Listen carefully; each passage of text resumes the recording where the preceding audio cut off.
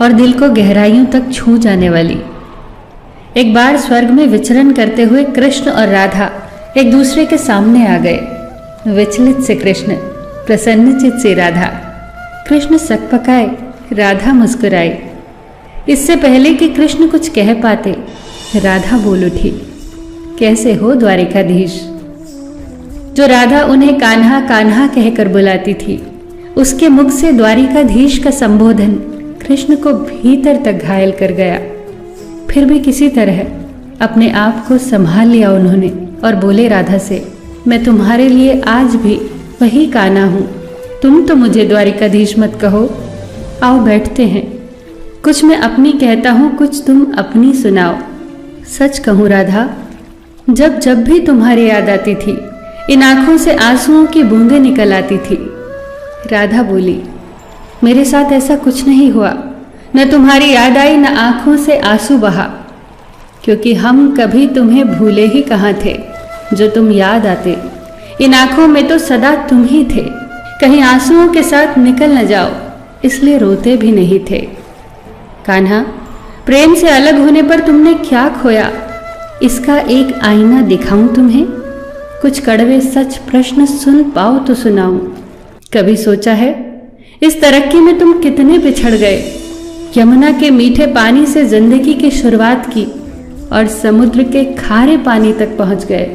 एक उंगली पर चलने वाले सुदर्शन चक्र पर भरोसा कर लिया और 10 उंगलियों पर चलने वाली बांसुरी को भूल गए।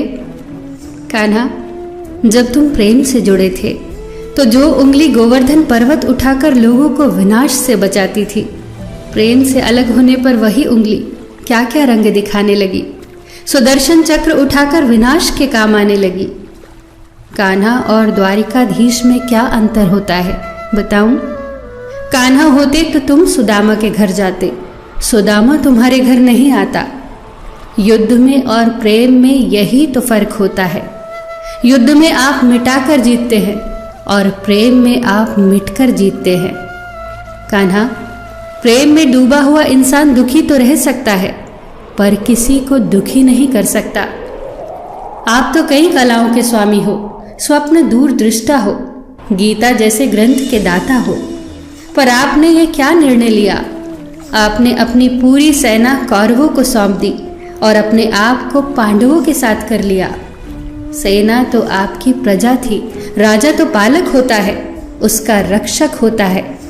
आप जैसे महाज्ञानी उस रथ को चला रहे थे जिस पर बैठा अर्जुन आपकी प्रजा को ही मार रहा था। अपनी प्रजा को मरते देख आप में करुणा नहीं जगी, क्योंकि आप प्रेम से शून्य हो चुके थे। आज भी धरती पर जाकर देखो, आपकी द्वारिकाधीश वाली छवि को ढूंढते रह जाओगे। हर जगह, हर मंदिर में मेरे ही साथ खड़े नजर आओगे। मैं जानती हूँ कान्हा, लोग गीता के ज्ञान की बात करते हैं, उसके महत्व की बात करते हैं, पर धरती के लोग युद्ध वाले द्वारिकाधीश पर नहीं, प्रेम वाले कान्हा पर भरोसा करते हैं।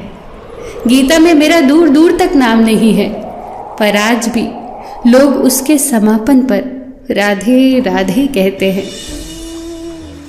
ये कहानी काल्पनिक जरूर है, पर इसके भीतर छिपी सीख बहुत महत्वपूर्ण है।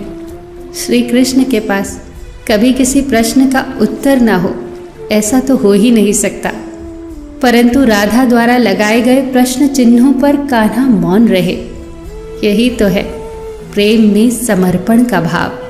पराक्रम में हमें हर किसी को हराना होता है, तब भी हम जीत कर भी हार जाते हैं, परंतु प्रेम में एक ही कईयों का दिल जीत लेता है। सही कहा है कि छोटी सी उंगली पर पूरा गोवर्धन पर्वत उठाने वाले भगवान श्री कृष्ण छोटी सी बांसुरी को दोनों हाथों से पकड़ते थे। फिर मिलेंगे दोस्तों अगली कहानी के साथ। तब तक के लिए अपना ख्याल रखना और हमेशा मुस्कुराते रहना।